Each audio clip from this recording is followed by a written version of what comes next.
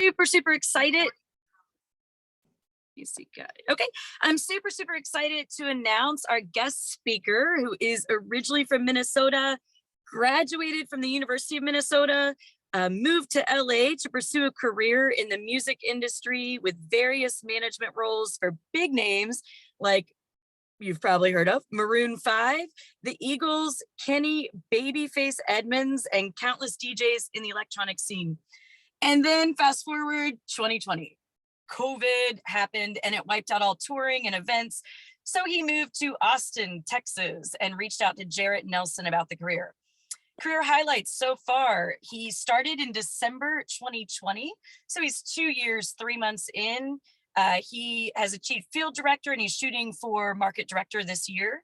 His first year in 2021, he was ranked number 13. Second year, 2022, last year, he's number 9, Chairman's Club and President's Club on growth with 20%. And he's Lieutenant Governor of Texas, both in 2021 and 2022. He also achieved number 1 in the Battle of Texas in Q4 last year. He's written 42 Eagles. Awesome. And has written 800K in his career so far. Best day has been 11,352, and his best week is 31,816. So super happy to announce Bennett Rastad with the Dylan Buck Agency. Welcome, Bennett. Awesome. Thanks, guys. Thanks for having me. I really appreciate it. Yeah, I'm going to go over some things. So I did a podcast with Dylan Buck about a year and a half ago. I was just finishing up my first year. And I didn't really know what he wanted me to talk about, but I just kind of built like a top 10 list of things that came to me that really helped me in the career. And we called the podcast like My 10 Commandments, which I might repeat myself a lot from the podcast, obviously, if I'm going over everything. But I will start with emphasizing that this is like my top 10 and all of these are very transferable, but it's just like the top 10 things that I kind of accumulated from other people or other resources that really just help me find success and kind of have the most fun while doing so.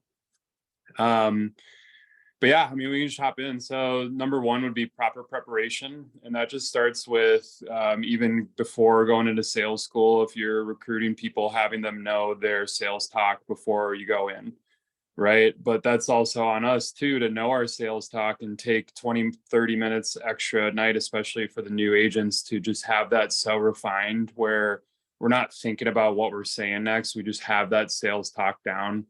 Same thing with like the rebuttals and objections. I'm sure you guys have the same resources that like Transparent or Dylan does with the objection cards or just knowing your rebuttals.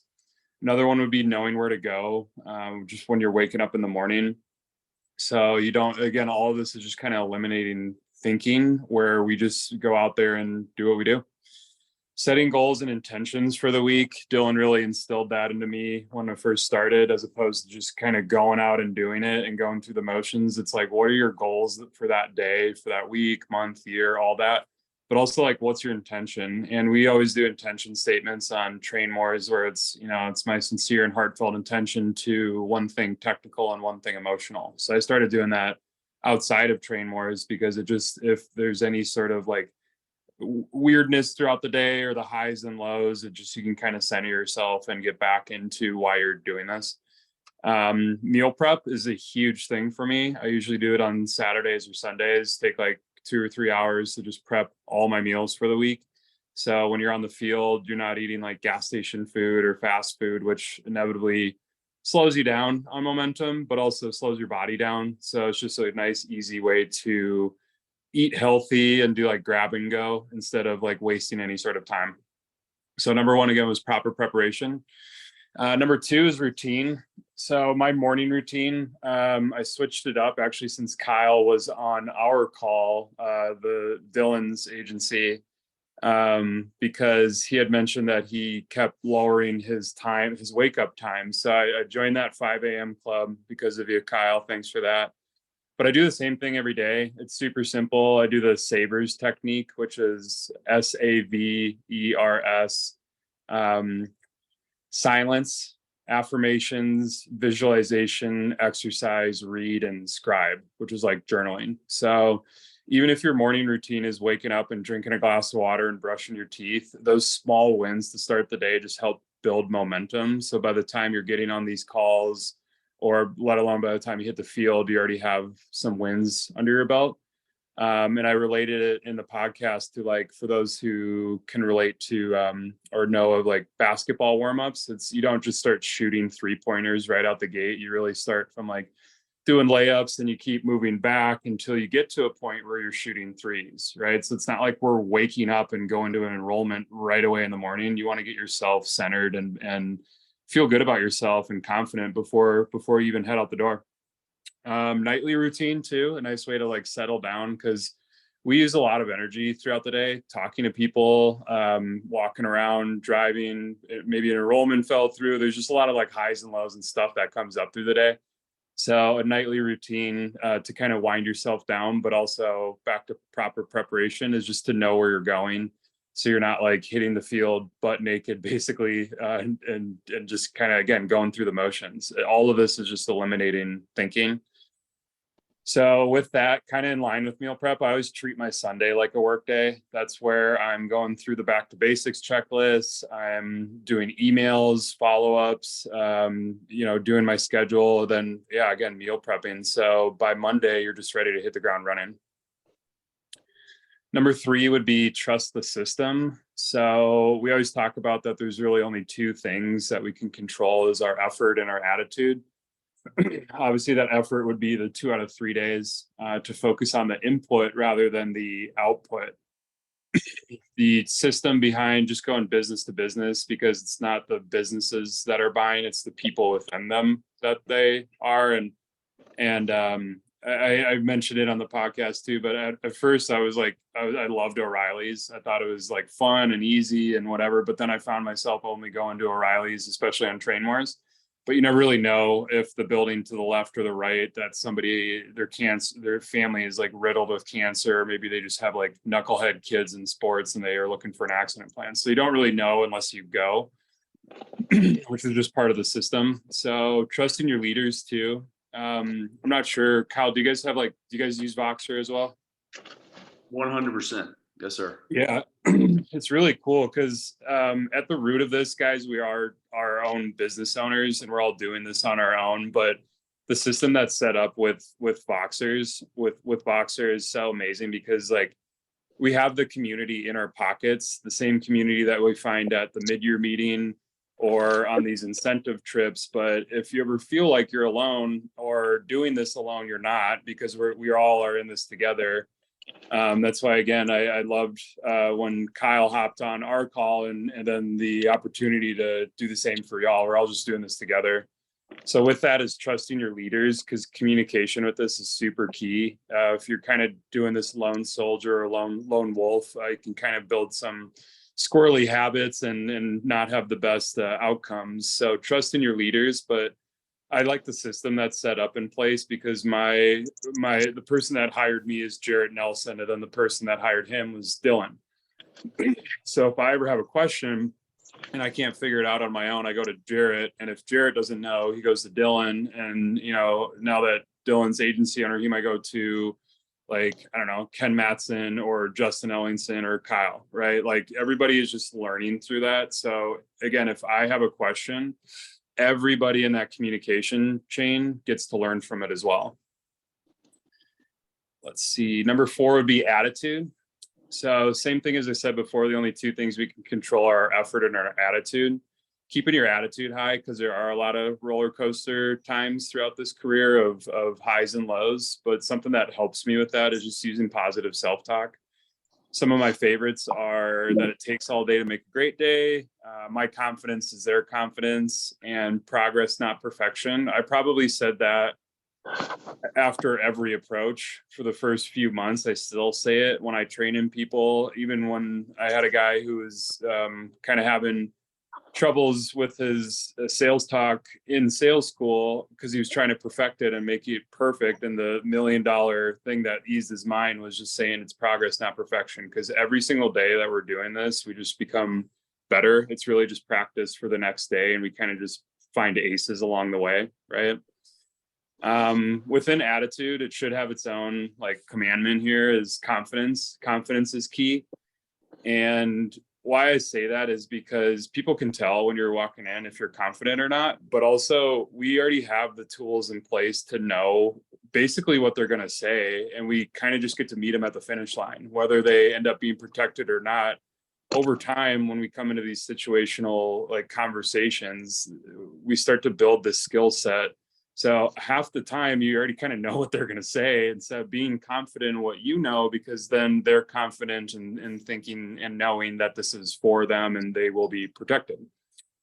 So yeah, I mean, with that, with all the resources that we have, just kind of back to that proper preparation aspect, is that we're able to make this a conversation with people that we sit down with. If we're speaking to somebody, we're selling, but if they're speaking to us, they're buying, right? So we want to be speaking with people to make it a conversation based like work mode, as opposed to just the sales talk. And we're using that sales talk as bullet points just to progress that conversation.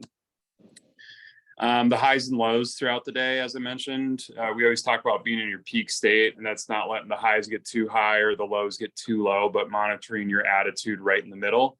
So something that helps me with that is after meeting with somebody, you know, regardless of what happens, it's cool. It's totally normal, right? If it was somebody, like, it's not our jobs to have people get under our skin or for us to be annoyed by somebody. It's our job to remain in peak state and to protect families. And then on the other end, you don't want to be too high either, because the story that I brought up in the podcast was that we were on a train more, and I went to the like county mayor, then the county sheriff, and then it was like in the order. And by the time I got to the city mayor, I was just like, I felt like I could talk to anybody and just ask for anybody's bank account at that point. So not letting two highs get too high, because when I came in there, he was like, whoa, dude, like what's going on? Like, and we're not interested. And I was like, what do you mean? Like, the whole county is already. So that was me getting out of my peak state. And with that too, it's not our job to get excited about policies, because that our sole job is just to protect families. So if that's the case, then, and where you sign a, you know, $400, $500 policy, we don't want to be super overexcited. It's just cool. That's normal, right? And again, just to reiterate, progress, not perfection, that we are building our skill sets and we're constantly learning. So it's never, oh, I messed up, or oh, that was a bad demo. It's nope. Like, what'd you improve on? Like, what's one thing you could improve on, or what's one thing that you thought you did well? So it's just constantly getting better. And again, we're just every single day and every single person that we interact with is just practice for the next. Something that helps with attitude would be number 5, is being service minded. Justin Ellenson always says it, but it's hard to be nervous when your mind is on service. Which helps eliminate commission breath. And I'm sure we've all been there before, because at the root of this, like, this is what we're doing for income. But if it's the sole purpose of why we're going out there is oh, I want to hit a I dare you jacket, or I want to hit an incentive, or I need this bill coming up. Like, the more that we pour into being service minded, the more that the commission will come, because it allows us to connect with people, as opposed to going out and just trying to make money. But people can read that too. If you have commission breath, like, I need to make a sale, as opposed to I'm going to be present with this person. And if they get it, that's great. If not, that's okay too. Being carefree and just smiling. I read something the other day about tricking your brain, reframing your brain. And just like, I was leading a call with Elevated about peak state and how to remain in that. And one of them was just smile. Sometimes, like, in my car, I'll just smile by myself. I'm sure I look insane in my car, but it works. It tricks your brain. It releases dopamine and serotonin, and it tricks your brain to thinking that there's something funny happening. So your brain thinks humor, and then your whole body becomes happy just by smiling. So if you're ever caught up with the day, or somebody got under your skin or anything like that, like, literally just smile in your car for 30 seconds to a minute, and I promise you'll feel better. Number 6 is moving with purpose. So we want to be moving quickly between businesses, but slowly while we're with people. As I said, being present with somebody, because if we're just trying to rush through a demo, we're not listening to them, we're not making it that conversation. It's us just going through the motions and speaking to them. But if we're slowing down, we always say rocket ship in between businesses, but snail while you're with a prospect, right? And with that, in between businesses, just the amount of time that you can really build up over the year of how much time you waste just by sitting in your car. We always talk about taking the E out of emotion, and that's where analysis paralysis kind of sets in, is while you're in your car being like, oh my gosh, I could have done this better or this. It doesn't matter. Just get out of your car and go, because the amount of time that you can accumulate over the course of the year just by sitting in your car, it adds up. But we want to be valuing our time. We only have a certain amount of really like energy to exert throughout the day. Again, we're talking all day. We're kind of playing mental chess. There's this energy back and forth. So we want to value our 8 hours or 8+ in that time. And that not only values our time, but it also helps the most amount of people, because maybe if you sit in your car over the course of a week, you could have fit in 2, 3, 4 more demos, which you never really know. I mean, we preach it all the time that we don't know what tomorrow holds in store. So the more time that we're using on ourselves, the less time that we're using to be of service and help people. Number 7 is hearing the word no. It makes you better. I mean, if everyone said yes, we simply would not get better at what we do. It's really just sharpening our skill sets. So go for no. The more no's you get, the closer you are to a yes. But also, if you run into something that happens and you get a no, maybe the next time you're ready for that rebuttal. It's just, we're constantly just building our skill sets. And for a bit, that was hard for me coming out of sales school, because I was so convicted, and still am very convicted in the product. And we're going to sales school and everybody's saying the correct things and just going in that kind of robotic back and forth. But then when you get on the field, it's a completely different thing. So even just getting a quick shot down, like right when you walk in, it was kind of demoralizing at first. But I really looked at it as kind of, just building my skill sets, because like we said, if everybody does say yes, we just wouldn't be getting better at what we do, right? So every business that we walk into, every single person that we talk to, we're not only building our skill sets, but we're becoming better humans, and personal growth in general. We just are becoming better professionals and just people in general.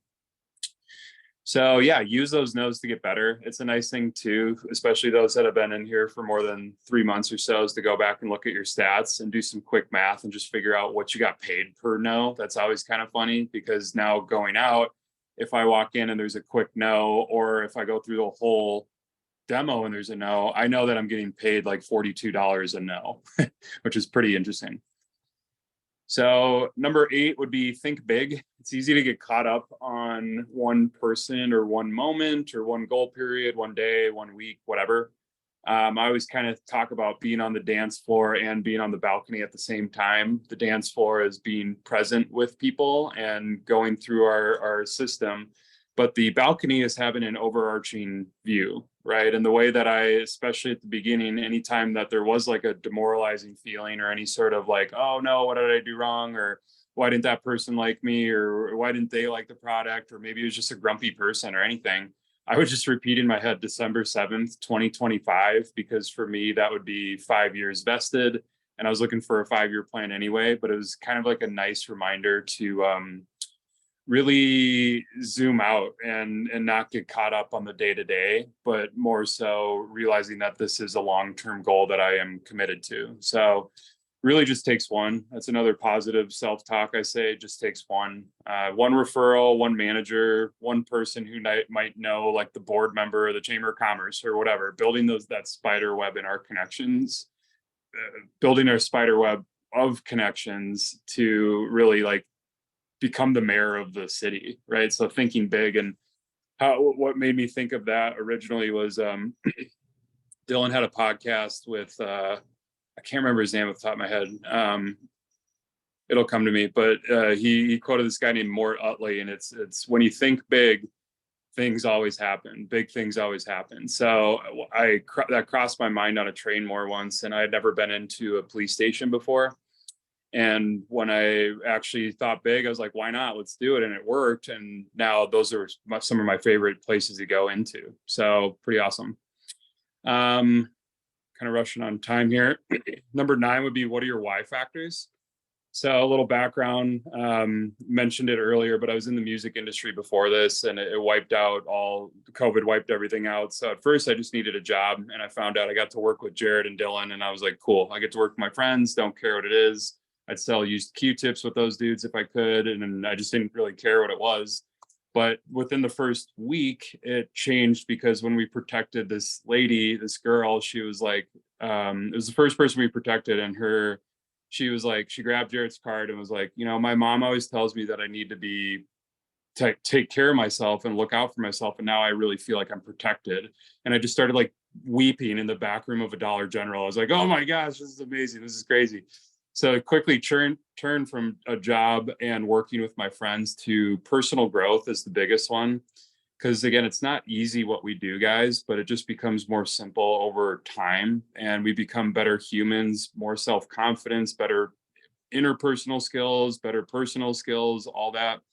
So my why factors again are personal growth, leaving an impact. I feel like we get to either walk in and make people smile, recruit people. That would be on a more macro level, because my life got changed from this, and it's kind of selfish to not share it with other people. So on a macro level, recruiting, but also on a micro level, just making somebody smile throughout the day, leaving an impact and leaving them in a better place, whether it's with protection or not. Number 3 is building with buds. Again, it went from having a job to a career where I don't feel like I'm working with my friends. I'm building with my buds. Like, there's this awesome system that I'm setting up where I can turn around and go back to the music industry if I want, with some capital, and kind of skip some steps along the way, right? And that's where number 4 comes in for my why factors, are financial freedom. And the reason why I say that last is because, like I mentioned before, if we're only going out and doing this for money, it's not the best intention, and people can tell, right? But the more that we're pouring into ourselves, the more we're pouring into people, like the more you give, the more you get type of mentality, the money will come, especially with team building and all that. But just being a cool person, looking for other cool people to talk about a cool service. So number 10 is the last one. It's just to have fun. And I brought it up with Dylan, and I was watching a Joe Rogan podcast, and Snoop Dogg was on, and Rogan asked him, like, how do you do it, man? Like, how do you stay so prolific? Like, you just keep doing fun things, and you're everywhere. And how do you built a career off being yourself? And he's like, well, everything I do is just revolves around having fun. And he said, I'll try not to butcher this. He said, everything that I do revolves around having fun, and those funds started making me funds. So it's like anything he did, he just made sure that he was having fun doing what he wanted to do, because he just was himself. And that's what we get to do too. We're really building a career around ourselves by being ourselves. Even though we're all going to sales school, we all have the same app, we all have the same iPad, we're all using our own specific skill sets to do what we do out there, right? And it's not like we're being the robotic. Well, I guess it's easy to be robotic after sales school, but once you kind of settle into yourself and be yourself, like when I first started, I cut my hair off because I'm like, there's no way that anybody would buy from a hippie wearing bracelets and long hair. But over time, I felt comfortable. I grew my hair out, and it turns out I feel way better, and I'm doing better. We get to choose our mentality throughout the day, feeling like instead of we have to do this, we get to do this. We get to make people's day. We get to make people laugh. Like, it's really, we get to set our own mentality and create our own reality. And I'll kind of close with this thing. It's from the 7 spiritual laws of success. It's called the law of Dharma. And it goes back to just being yourself. That in the law of Dharma, it states that everyone has a purpose in life, a unique gift or special talent to give to others, right? So we're here to serve others using our special talents, and everybody has their own superpowers. We're all doing the same thing, but we all get to do it in our own way, being ourselves, ultimately having the most fun on the field. So hope I did okay on time there. Rushed a little bit, but can open it up, I guess, like for a couple minutes for questions if y'all have time. Yes. Wow, that was awesome, Bennett. Everybody, just look at your notes, and any questions or comments, or anything that you guys want to get more clarification on. That was awesome, Bennett. Any questions for Bennett? Thanks, Kyle. Bennett, what's up, brother? Brad Phillips here. Thanks so much for being on the call this morning. Have a ton of notes, ton of huge game changers right there, man, for sure. Quick thing, one of the things he said there towards the end, which is, we get to choose our mentality every day. Yeah. Man, I mean, that's God Almighty, obviously just such a powerful thing. What helps you get into the right mentality every day? Yeah, I just got goosebumps thinking about it, to be honest. I back to that peak state, I always think about putting myself in a place that I was at an enrollment in Fredericksburg, Texas, where I basically everybody signed up and I was just flowing. That's where it felt like, what's your bank account? What's your bank account? And so I always put myself in that moment, in that specific chair, in that room with a specific person to kind of just like mentally put myself there. But I mean, yeah, in general, like just like, I don't know. I mean, having the mentality, there's one time it was a rainy Tuesday and I was showering and I was in the shower. I was like, oh man, I don't want to go out today. And then I just kind of like started laughing hysterically because I'm like, can you imagine clocking in? Like we don't have to clock in, but it's also a blessing and a burden because we don't have to clock in. But I think just like, I don't know, being my own business owner and wanting to help people and just putting myself in that mentality that we get to go to work where most people have to go to work. Yeah. So it sounds like, obviously just being grateful for what you have and what you're able to do. And just remembering that every day is a huge factor. Thanks, man. Yeah. I know some other folks that should definitely have some questions for Mr. Bennett here.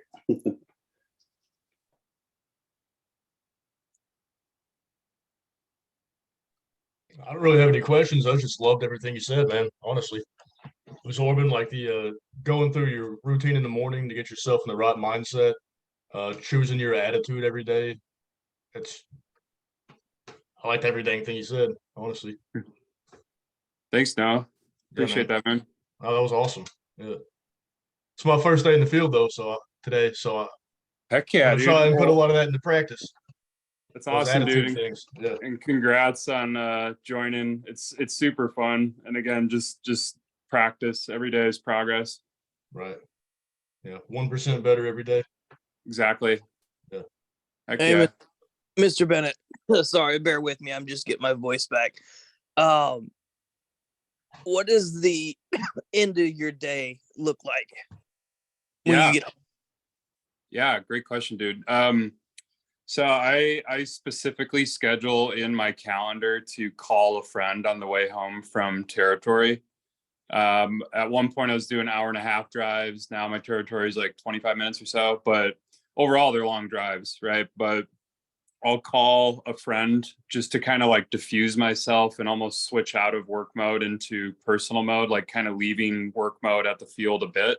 Even though we can be studying at night, we can be doing emails, but it's kind of my transition into, okay, it's me time. At night, I play piano. I play guitar. Those are kind of two things that are like, they're creative for me, but it's also like something that I can still grow with and have goals with, but it's more so like a creative release and an emotional release. I'll get some cardio in. I'll make a nice meal, but before I go to sleep, I'll make sure that I have my 25 businesses written out. I'll set my clothes out. That's something that I started doing this year. It sounds insane, almost like some Steve Jobs stuff, like I've worn the same clothes the whole time I've done this because I just set my clothes out on Sunday on what I'm wearing to the gym or what I'm wearing to work or being on the field. So I have everything set up. So when I wake up, again, it just eliminates thinking like, oh, what am I going to wear today? It's like, nope, I already chose this for Monday, Tuesday, Wednesday. I know it kind of sounds insane, but it works. Yeah. Awesome. Thank you. Yeah.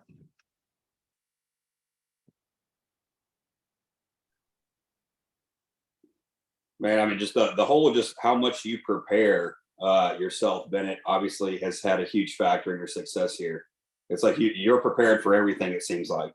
I mean, even just from what you're going to wear the next day or, the next few days. And, one of the first things Bennett said was preparation prevents poor performance, the 5 Ps.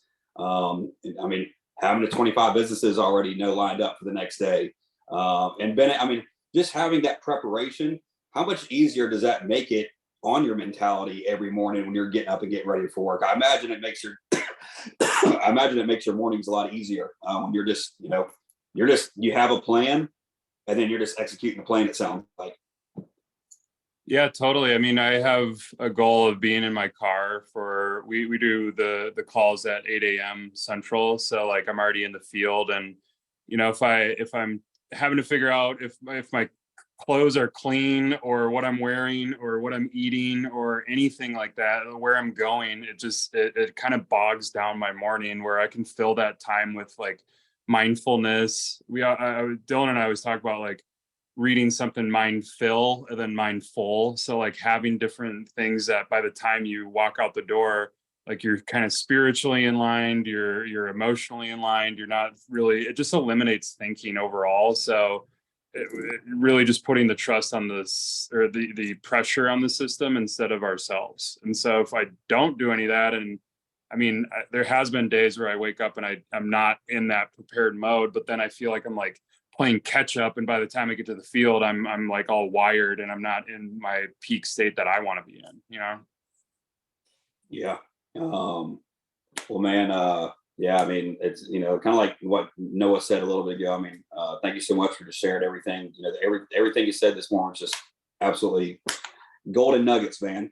So thank you again. Well, thank you guys. Appreciate it. Yep. All right, Bennett. Well, dude, hey, you're the man. Everybody, let's give Bennett a big round of applause. Yeah. Yeah. Woo. Let's Thanks, go. y'all. And I appreciate it.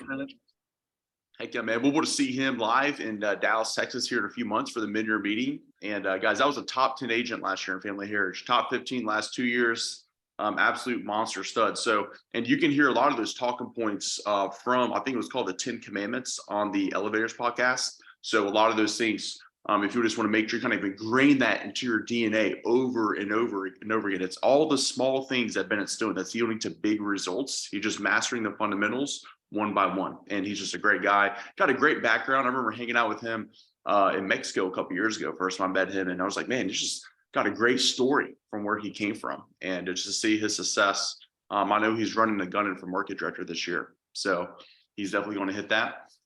And all right, guys. Well, today is Thirsty Thursday, best day of the week. So now is when things just start to pop for the week. Thirsty Thursdays are always our best days. And then we have Fat Friday tomorrow. So lots of double incentive, double bonus cash month for the month of April. We've got PPW coming up, Presidential Performance Week coming up here in literally 2 weeks. So we got to make sure that we make things happen and have a big setup for that week coming up here right around the corner. So it's double cash incentive for the month of April. We have our Q2 incentive trip. We also have the Dallas mid-year meeting. So lots of good bonuses, lots of incentive trips that you're really gunning for. Just know exactly where you're sitting at for the month, for the year, for the quarter, for the week. And let's go finish this week strong, guys. And we'll see you guys tomorrow morning. Thanks again, Bennett.